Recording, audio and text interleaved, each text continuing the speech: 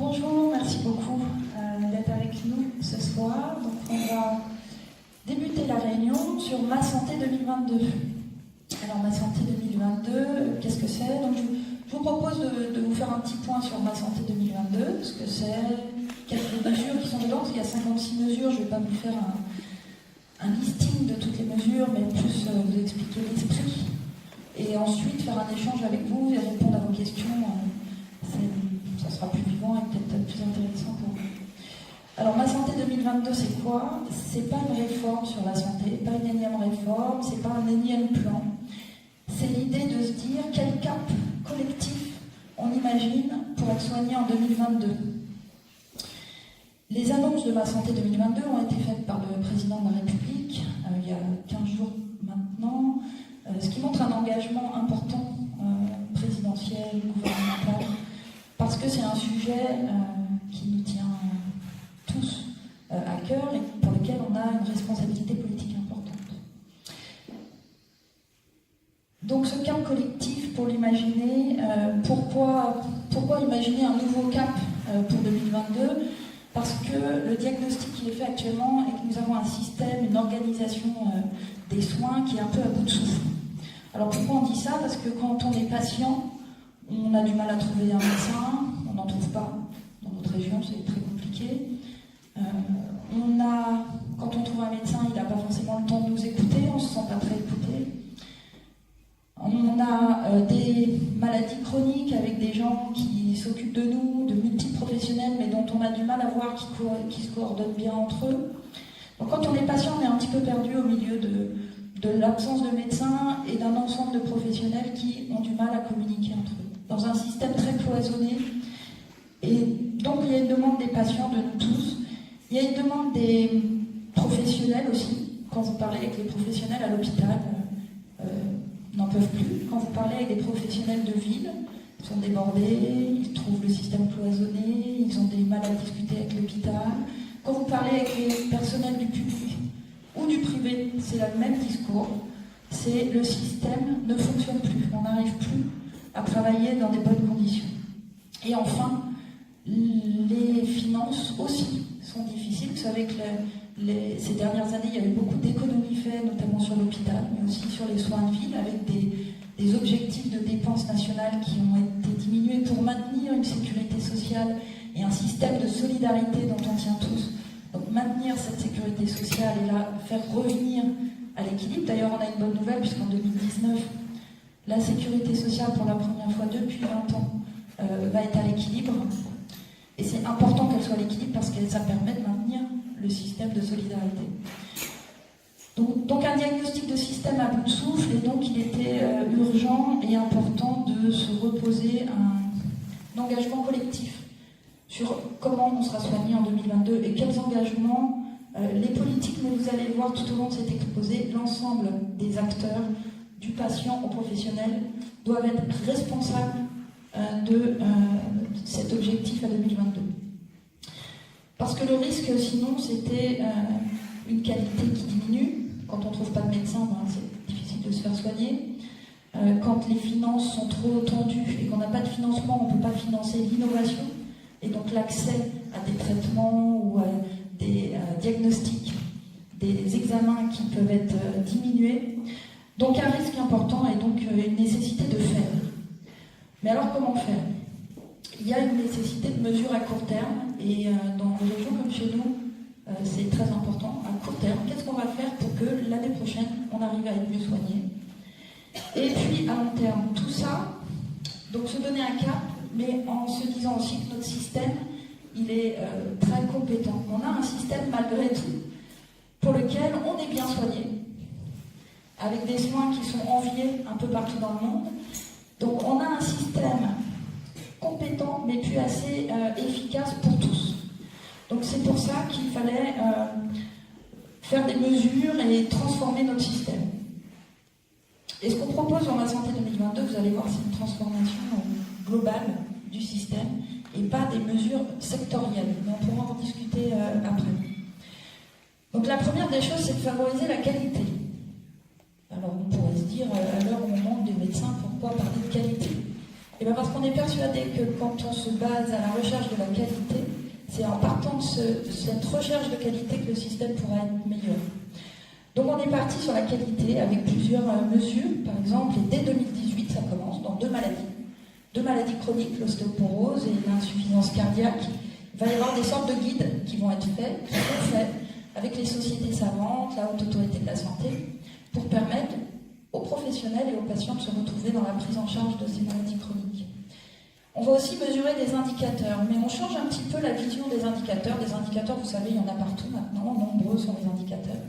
Mais ce qui va compter là dans la recherche de la qualité, c'est des indicateurs d'efficacité clinique. Ça veut dire quoi? Ça veut dire que quand on est opéré d'une hanche, par exemple, on a envie de savoir en combien de jours on peut remonter un escalier. Ça, c'est un indicateur important pour le patient. Donc c'est ça qu'on va mesurer, et ces indicateurs-là, on va les rendre publics. Et donc les patients auront la possibilité de savoir si je me fais opérer à cet endroit, statistiquement, en 3 jours, je peux remonter mon escalier, ou à cet endroit, c'est peut-être un petit peu plus long. Voilà. Donc on va mettre des mesures d'indicateurs, on va les rendre publiques, on va les renforcer. On va aussi accompagner pour cette qualité de financement, parce que vous savez que le financement est souvent un levier quand même pour aider à changer l'organisation ou à l'améliorer. Donc déjà dès 2019, dans 2 maladies, qui sont des maladies chroniques, l'insuffisance rénale et dans le diabète, les établissements, donc les hôpitaux ou les cliniques qui s'occupent de ces patients auront un financement différent qu'actuellement. Actuellement, on est financé à l'acte, c'est-à-dire vous venez, vous faites une consultation et l'hôpital ou la clinique est payé à la consultation. Là, ça sera le parcours qui va être financé. Ça veut dire quoi dans ce parcours? Ça veut dire qu'il y aura une partie prévention, une partie coordination des acteurs, et c'est ça qu'on va financer. Donc les acteurs vont être obligés de se coordonner, obligés de faire de la prévention pour pouvoir être financés. Donc on commence à changer le mode de financement, alors pour l'instant sur 2 maladies en 2019, pour l'instant dans les établissements de santé, mais d'ici 2022, on va étendre aux différentes pathologies chroniques et à l'ensemble des structures de soins coordonnés qui auront des financements qui seront différents de maintenant. Ça ne sera plus le financement à l'acte.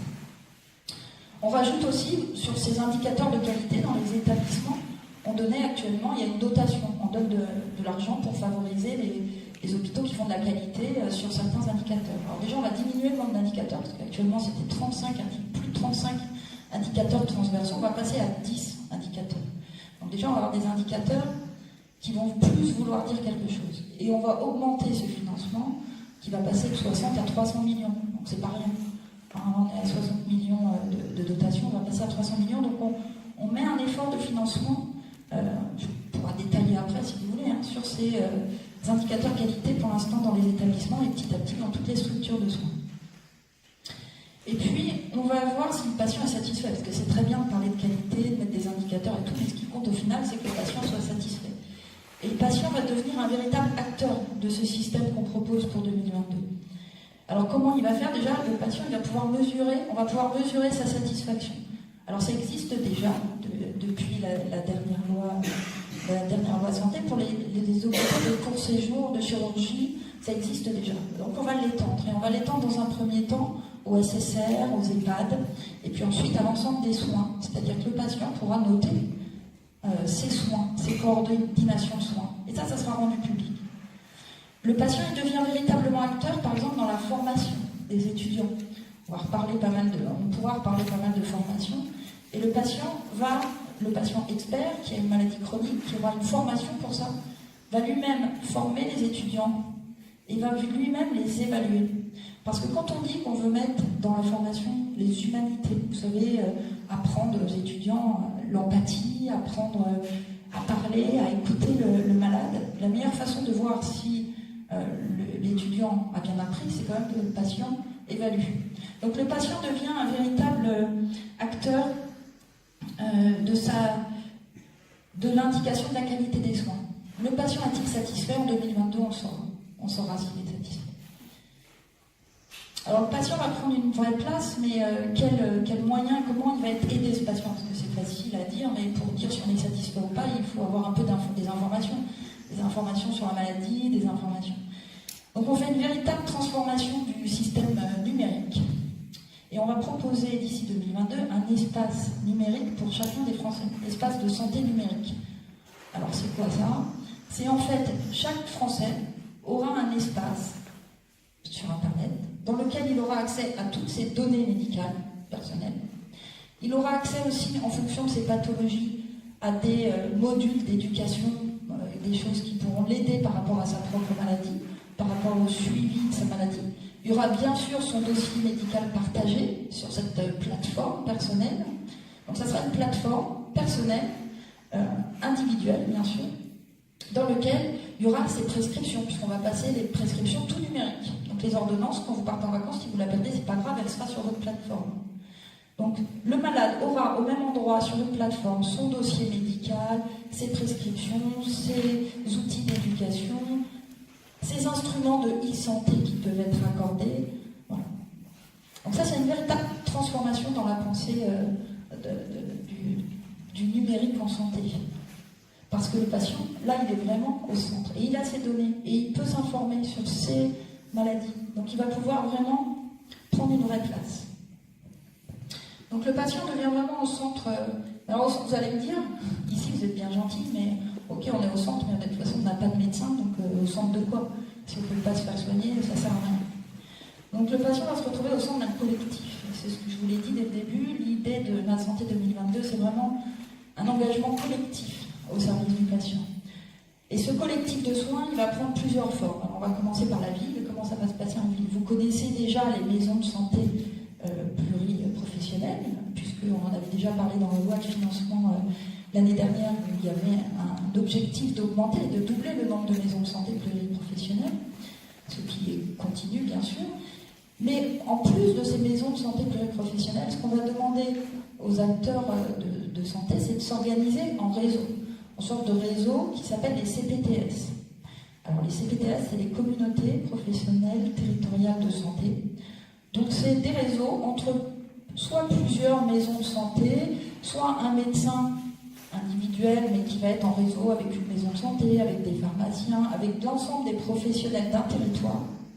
Et ces professionnels vont s'organiser pour coordonner les soins sur un territoire. Donc ces CPTS, ça sera vraiment une échelle très importante dans les années qui viennent et qui vont être favorisées par, bien sûr, des aides, on va en parler, notamment au financement, mais pas que. Donc ces réseaux, en gros, le malade, il va se dire, bon, moi je suis sur un territoire, je vais voir un médecin, et ce médecin va être lui-même coordonné avec un ensemble de structures ou de médecins ou d'autres professionnels pour s'occuper du malade. Donc les CPTS, on veut qu'elles augmentent. Alors on est la région, en région Centre-Val-de-Loire, on a le plus de CPTS en France. On est un très bon exemple sur ce sujet, même si ça vous paraît étonnant, mais je pense que la pénurie a créé le besoin de ces CPTS. Et donc on va bien sûr continuer. Il y en a une bientôt à Orléans qui va se monter. Donc c'est vraiment, il faut considérer que c'est un réseau de coordination et qui va permettre que, en 2022, si vous avez besoin de voir un soignant dans la journée, parce que vous avez un problème dans la journée, et bien en 2022, ça sera possible. C'est ça l'engagement, un des engagements. Donc c'est CPTS, mais c'est pas que les CPTS, ces collectifs qui vont s'occuper des patients. Il y aura aussi des centres de santé, les structures de coordination, et puis aussi la création de postes de généralistes. Vous avez peut-être entendu cette mesure parce qu'elle est importante pour notre région très sous-dotée. Donc il est décidé de financer plus de 400 généralistes qui seront salariés par un hôpital ou par un établissement et qui feront du service en ville et à l'hôpital pour venir renforcer les zones sous-dotées. C'est une demande des jeunes médecins, pour certains, de vouloir être salariés, et donc c'est une réponse qu'on fait pour justement le court terme. C'est une des solutions pour dire très vite, on va améliorer le nombre de médecins dans les zones sous-dotées. Donc plus de 400 généralistes qui vont être financés, et puis on va aussi libérer du temps médical, parce que ce collectif, il faut, c'est sûr, le favoriser, le coordonner, mais on sait aussi que ça va mettre un petit peu de temps, donc il faut tout de suite pouvoir libérer du temps médical. Alors c'est quoi libérer du temps médical? Ça veut dire que le médecin fasse que ce qu'il est vraiment nécessaire qu'il fasse. Et comment on va l'aider à faire ça? On va l'aider notamment vous avez entendu parler, parce que ça date déjà d'1 an, en favorisant les infirmières pratiques avancées. Alors, les infirmières pratiques avancées, c'est des infirmières qui vont se former. Le master a commencé en septembre. Donc elles font un master qui leur permet d'avoir après des prérogatives de travail qui fait qu'elles vont faire du travail qui était jusque-là autorisé que pour les médecins. Voilà, donc ça, c'est déjà en route. Elles ont commencé leurs études là en septembre. Et donc ces infirmières pratiques avancées, ça va forcément libérer du temps médical. Et puis il y avait aussi une chose qui était très demandée des acteurs professionnels en ville, c'était de dire on a beaucoup de travail qu'on pourrait déléguer et on a besoin d'assistants médicaux. Je vous ai dit qu'on était la région où il y avait plus de CPTS. Et dans ces CPTS, les médecins nous ont expliqué que s'ils avaient des assistants médicaux, ils pourraient voir 20% de patients en plus par an. C'est énorme. Donc, il a été décidé de pouvoir financer, de former et de financer des assistants médicaux dans les zones sous-dotées, à la condition que ce soit des professionnels qui soient coordonnés. L'idée, c'est de favoriser cette coordination. Donc, il faut que ce soit des professionnels coordonnés qui en fassent la demande. Et puis aussi qu'il y ait un engagement de responsabilité territoriale. Alors ça veut dire quoi la responsabilité territoriale? C'est que dans ces CPTS, les médecins vont pouvoir s'organiser pour pouvoir voir les patients en partie de soirée, en première partie de soirée. On a dit jusqu'à 20h, si c'est 22h, tant mieux, mais voilà. Donc il y a des conditions pour ces assistants médicaux. Vous voyez, l'État va financer les assistants médicaux à la condition que les professionnels soient organisés et permettre de prendre en charge les patients, notamment dans la soirée, éventuellement le début de week-end, pour permettre aussi de libérer le nombre de venues aux urgences. Donc c'est toute une démarche. Ok, on favorise, on finance, mais en échange, il y a une responsabilité. Donc ça, c'est des choses qui permettent de libérer du temps de médecin. Puis il y a la télémédecine aussi, vous savez que depuis un an, c'était inscrit dans la loi, le décret est sorti le 15 septembre. Maintenant, les actes de télémédecine sont passés dans du droit commun, c'est-à-dire qu'ils peuvent être remboursés. Donc les médecins, quand ils font de la télémédecine, maintenant peuvent être payés comme une consultation, ce qui est normal, mais c'est enfin fait. Ça faisait plusieurs années qu'on attendait cette mesure. Donc tout ça, ça permet de libérer du temps. Le collectif, donc en ville, mais c'est aussi à l'hôpital. Si on parle collectif, ça veut dire qu'on parle collectif entre la ville et l'hôpital, entre la ville ou les cliniques, en tout cas entre la ville et les établissements. Mais aussi entre le soin et le médico-social, c'est-à-dire que l'hôpital, il faut qu'il parle avec les EHPAD, enfin avec le médico-social. Donc il y a aussi des mesures qui vont dans ce sens-là, qui vont permettre de réorganiser le système hospitalier, avec en gros 3 sortes d'hôpitaux en 2022.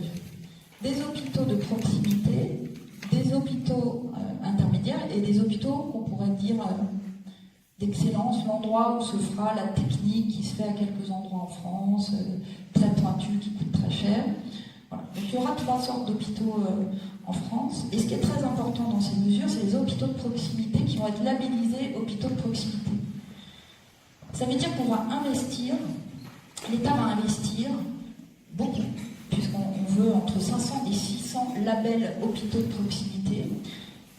On va investir pour mettre dans ces hôpitaux de proximité un scanner, un laboratoire, pour que les gens puissent, à côté de chez eux, être pris en charge sur des pathologies qui peuvent être prises en charge à côté de chez eux, mais de façon très qualitative. Parce que c'est bien beau de dire on veut maintenir les hôpitaux de proximité, mais si c'est pour être soigné pas correctement, ça ne sert à rien. Donc, dans ces hôpitaux de proximité, qui seront des hôpitaux où il y aura de la médecine, il y aura surtout beaucoup de gériatrie, puisque vous connaissez le vieillissement de la population et l'enjeu lié au vieillissement, où il y aura des soins palliatifs, par exemple, parce que finir sa vie près de chez soi, près de sa famille, c'est bien mieux que de finir sa vie à 1 heure de sa famille. Donc, ces hôpitaux qui seront labellisés auront des moyens pour pouvoir être de qualité. Donc ça, c'est une mesure majeure, à mon avis, dans cette réorganisation. On voit dans cette nouvelle organisation qu'il va falloir adapter la formation, parce que c'est quand même très transformant ce que je vous raconte là. On pourra revenir en détail, je vais assez vite sur les mesures, mais c'est très transformant. Bien sûr, on arrête le numerus clausus. Alors, le numerus clausus, c'est ce qui contrôlait le nombre d'étudiants en médecine, en dentaire et en pharmacie, et en maïeutique. Donc ce numéro numerus clausus, c'était 8000 en 1973. Il y avait eu 8000 étudiants en 1973. À l'heure actuelle, il y en a 8100. Mais il y a eu 15% d'augmentation de la population. Et puis, il y a eu du vieillissement de la population. Et puis, il y a des maladies chroniques. Donc, on se retrouve dans des régions comme les nôtres, mais globalement en France, c'est partout pareil, avec une démographie médicale catastrophique. Donc, il fallait augmenter le nombre global de médecins. Et l'arrêt du numerus clausus va permettre d'augmenter le nombre global de médecins. Alors, ça ne va pas augmenter. Tout le monde ne peut pas aller faire médecine demain. Hein. C'est pas ça que ça veut dire, l'arrêt du numerus clausus, parce qu'on va garder la qualité de la formation. Je vous ai dit qu'on avait des soins de qualité. Il ne faut pas qu'on abandonne cette qualité de formation. Mais par contre, on va pouvoir augmenter, et de façon probablement un peu ciblée, le nombre de médecins formés. Donc, il fallait le faire et on l'a fait. Mais ça s'inscrit dans une transformation globale des études pour le premier cycle et aussi pour le deuxième cycle, puisqu'on arrête les concours de la fin de la 6e année, qui était un concours très sur QCM, qui faisait que les étudiants étaient plus dans le tiroir, dans le détail, que dans l'approche globale du patient, et qui en plus les rendait très malheureux, parce que c'est un concours assez difficile. Donc en gros, quand vous êtes étudiant en médecine, vous en connaissez probablement tous. Dès la première année, c'est l'enfer, parce que vous combattez, et même si vous êtes très bon, vous pouvez échouer avec 15 de moyenne. Donc c'est un gâchis absolument important. Puis après, vous continuez dans des concours comme ça jusqu'à la fin de 6e année, où c'est encore un concours et qui est le même genre que la première année. Donc en fait, il fallait absolument transformer cette formation des étudiants pour avoir des étudiants probablement mieux formés sur toutes les parties non techniques, les compétences non techniques, que sont les humanités. Comme je vous disais tout à l'heure, c'est important de former les étudiants et d'avoir des étudiants qui puissent savoir apprendre à mieux écouter les patients, à mieux communiquer, à mieux manager des équipes après. Voilà. Donc tout ça, ça va être inclus dans la transformation de la formation.